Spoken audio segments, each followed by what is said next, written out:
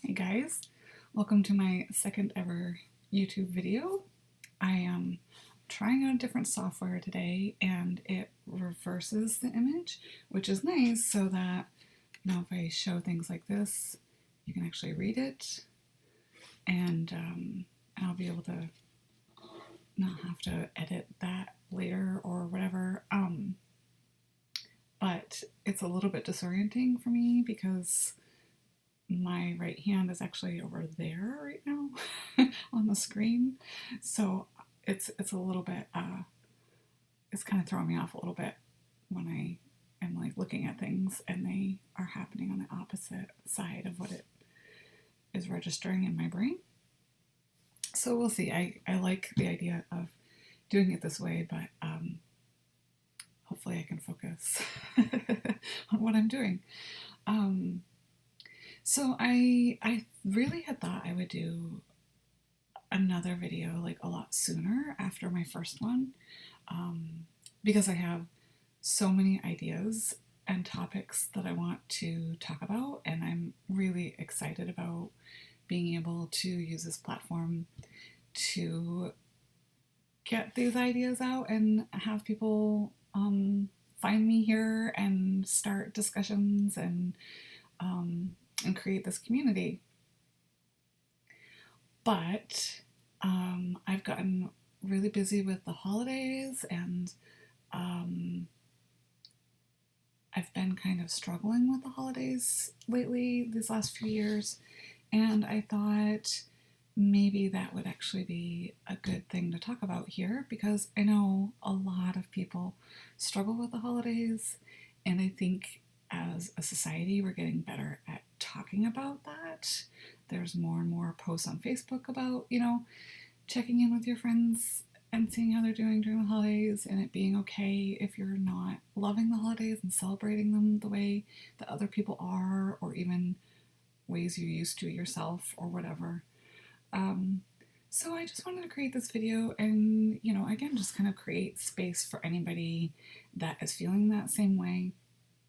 You might not be seeing this video until like next Christmas or for other holidays, since, I'm just getting this channel started and people are just starting to find me right now. But it'll be out there for whoever needs to hear it whenever they're wanting to find this. So a few things that I've been thinking about the holidays is that the holidays tend to be a lot of extremes. We get this adrenaline rush, especially here in the United States for people who celebrate Christmas specifically. It's go, go, go, decorate, go to all the Christmas parties and things that you're expected to do with your family or work, shopping, decorating, cooking, planning, traveling, but then at the same time, the supposed message of the holidays is taking time to enjoy your family and to be appreciative and grateful for what you have. And, sometimes those two things can be really conflicting, especially with commercialism. I kind of hate to even like say that word because it's kind of overused, and there's just so much negativity that comes up with it. But we do focus a lot on commercialism. I think that's something else that we're getting better about and talking more openly about. But there's still this subconscious drive, I think, especially in our culture that I'm in, that pushes this idea of buying and giving, and there being this like equal give and take that is expected to be reciprocated equally. And a long time ago I really consciously tried to work through that, and I'm still working through it, and I'm getting better every year. I am the kind of gift giver that when I have somebody in mind or I see something that makes me think of somebody, that I just know like that person would benefit from this gift or any gift, just the thought of being given a gift, whatever that might look like, whether it's just a thoughtful message or card or something handmade or a little trinket. It doesn't have to be this grandiose thing. But I love just giving spontaneously when I feel like it, when it feels good to do so. And I kind of am resentful towards the idea of this pressure of giving gifts because it's expected of you, because it's what our culture, has dictated to us because of tradition or whatever it may be, that, on birthdays we give people gifts, on Christmas we give people gifts, and, to some degree, Valentine's Day and some of the other holidays or big events in people's lives, when they have a baby or graduate or whatever. And so for me, trying to really enjoy the holidays and be conscious of how to go about doing that really starts with thinking about some of the traditions that we have and why we do what we do and what motivates us and how much of that is coming from externally or even internally, but for the wrong reasons, because of the expectations we put on ourselves or we feel that other people are putting on us. So I kind of gave myself permission a long time ago to really, really check in with myself whenever I get caught up in the idea of I have to do this, and I have to get so many gifts. I can't forget anybody. I don't want to leave anybody out. And part of what made me feel better about not living up to those standards and putting that pressure on myself is to just tell the people in my circle of friends and family that I'm not going to be getting everybody gifts, for whatever occasion. And that I definitely don't expect anybody to be getting me anything. And just make it really, really clear that I want to be able to give gifts to people when I feel really called to, when it feels good to do it, because I've found something in particular that I know that they'll really love. And to me, it seems kind of pointless to give somebody a gift just for the sake of giving them a gift. Because ironically, a lot of times when we do that, the gift itself isn't actually something that benefits them, because then it comes with this kind of negative energy of feeling like, oh, we have to give gifts. This is what's expected. And then it starts putting, pressure on them to give back or to be appreciative of that gift, even if it's something that they didn't even really want or that they don't even really like or think that they're going to use, or maybe they already have one. And in that way, it can actually be like a burden for people when it's, especially when it's done with the wrong intentions. I think people just feel that. I used to work retail a lot, and one Christmas season I was working in a little gift shop, and this woman came in. I could tell as soon as she came through the door that she was just really stressed out. I'm getting like emotional just talking about it. I'm such an empath. It's like it's kind of intense sometimes. I'm like tearing up just thinking about this lady that I met for like 5 minutes 6 years ago. But I could just tell immediately that she was really stressed out. I'm like cracking up just talking about it. And so I just started talking to her and just putting out comforting, energy, and asking her, what she was going through, and and how I could help her. And she said, I'm trying to find a gift. I think it was for her sister. And she said, but I'm really broke and I don't have the money and I'm stressed out because I need to get something and I can't really afford it. And I just said to her something she already knew, I'm sure, but sometimes it helps to hear it from other people when your internal, dialogue is like going to a really toxic place. I said, if you love your sister and you know that your sister loves you, do you think that she would actually want you to give her a gift if she knew that it meant that you were going to be struggling financially because of it?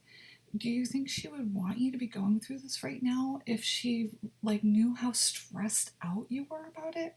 I am sure she would not want anything from you at all if it was at the expense of your own happiness and well-being, and especially if you can't afford it. And I don't think she was expecting to hear that from somebody managing a little gift shop. But it's true, and we all need to remind ourselves of that. And she actually started crying. And I said, is there something else you could do instead for her? Like something you could make, or just something that's uniquely from the heart that you personally can give her, that doesn't have to be anything physical or something that you spend money on.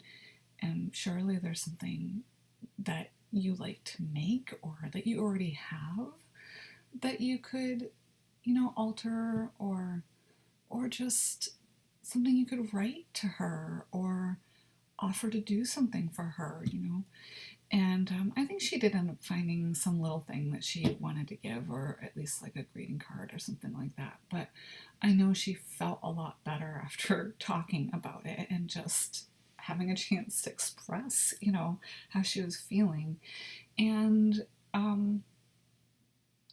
that's kind of my intention of this video, is just being honest about these kinds of things and having a chance to talk about it and giving other people a chance to think about it in a different way and hopefully talk about it in their own lives personally or here on the channel.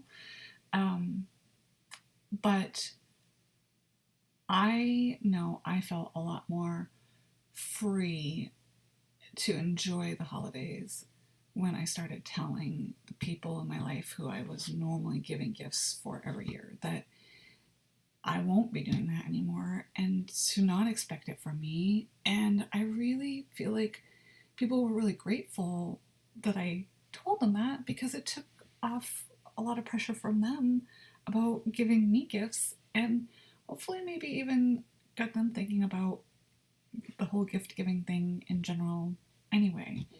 And it's not just about gift giving. I think that's true of giving your time to people and energy, and just all of these different ways that we have these expectations on ourselves of what we're supposed to do, including getting together with family for dinner and traditions, especially if you have kids or you need to travel or you work through the holidays or whatever your reasons may be. It's okay to say no. One tradition that we used to do in my family that I really loved, that I miss, is I grew up in northern Maine, and so we always had snow during Christmas and New Year's, and I always looked forward to the week after Christmas because we didn't have school, we were done with the shopping and the wrapping and the cooking and everything, and we could just enjoy leftovers and enjoy the gifts we had received and enjoy our time off from school or work or whatever, and each other's company, and not even have to get dressed if we didn't want to, right? We just hang out in our pajamas and eat all of our cookies and things that we got for Christmas and read our new books and try out our new slippers, snuggle up with our new blankets, whatever it was. And then on New Year's Day, we would have a sledding party, and whoever wanted to come over would come over, and we would have hot cocoa, and we would just spend the day sliding.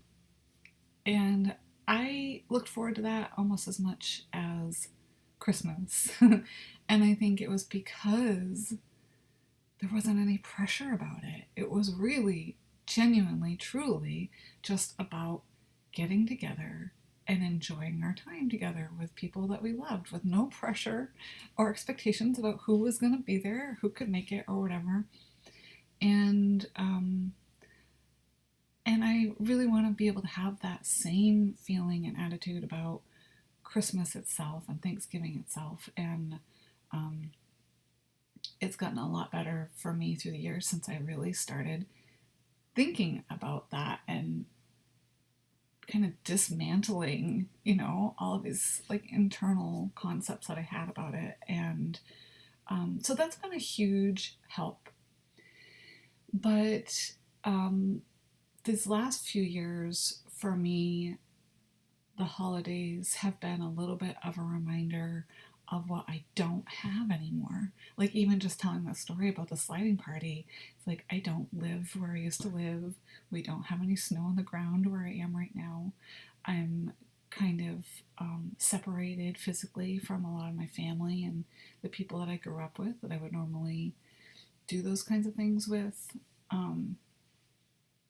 And so it can bring up a lot of grief, of things that we used to have, people that we used to have in our lives, relationships that we used to have, things that we used to enjoy that we don't have anymore. And I guess if you don't take anything else away from this video, the biggest point that I'm trying to make is just that it's okay to be sad and to recognize some of the negative things that come up with the holidays and some of these traditions, because it is all about balance. And like I was saying before, the holidays tend to be these two extremes, of hurry up and go, go, go, go, but also, take the time to relax and be present and enjoy the moment. And I think focusing on pagan traditions, which focus more on nature and being in tune with the seasons and the changing of the cycles of the moon cycles, and the seasonal cycles and the shortening of the days and the lengthening of the days, and just celebrating everything that makes winter for wherever you are in the world, whatever that means for you personally. And the winter solstice tends to focus on going within and celebrating the quiet and the dark and having time for reflection and stillness and being thankful for what you do have in this quiet time of the year. And so it's quite ironic, really, when we think about how busy we become during the Christmas season and all this pressure that we put on ourselves, and to be spending money, especially like when you think about how Christmas and the solstice and winter is really more a time of scarcity in a way, in terms of fresh food and resources. You stock up in the summertime, and then this time of year is when we start kind of like looking around and going, are we going to have enough of this to get through the winter? And we don't do that so much now in our, with the technology and resources that we have. We're pretty lucky that, we don't depend solely on our stack of wood and whatever we have in the pantry to get us through to the next growing season or whatever. But solstice was meant to be a time for being thankful for what you have, and not necessarily going out and buying more. You know? It was about sharing, but sharing what you already have, what you have surplus of. And, maybe I have extra of this and you have extra of that, and we come together, and then, I get to have a little bit of something I didn't have before, and you do too. And we get to enjoy them together, which makes it even more meaningful. And so, it's just been really helpful for me when I start feeling sad and mourning the loss of things that I don't have anymore, and people that aren't in my life anymore, and not being able to celebrate the holidays the way I would really want to if I could have it my way and, wave a magic wand and make it perfect. And part of being able to enjoy the holidays has been from allowing myself to be sad when I need to be sad, and to be okay that there's been some times where I was so depressed I really didn't do anything for Christmas, other than just acknowledge that it's here, it's happening, lots of people are happy and enjoying it, and find little things to be thankful for and little ways of enjoying my day. So if you're here and this is resonating, I would love to hear other tips that people have for dealing with depression and grief during the holidays, and what ways you have kind of dismantled your traditions or pressures or things, obligations, I guess, is what I'm trying to say. Your ways of thinking about it, and what has been helpful, and like what new ways you have created new traditions or new perspectives about the holiday and what it means to you and what's really truly important to you and how you can make the most of it. Anyway, peace out.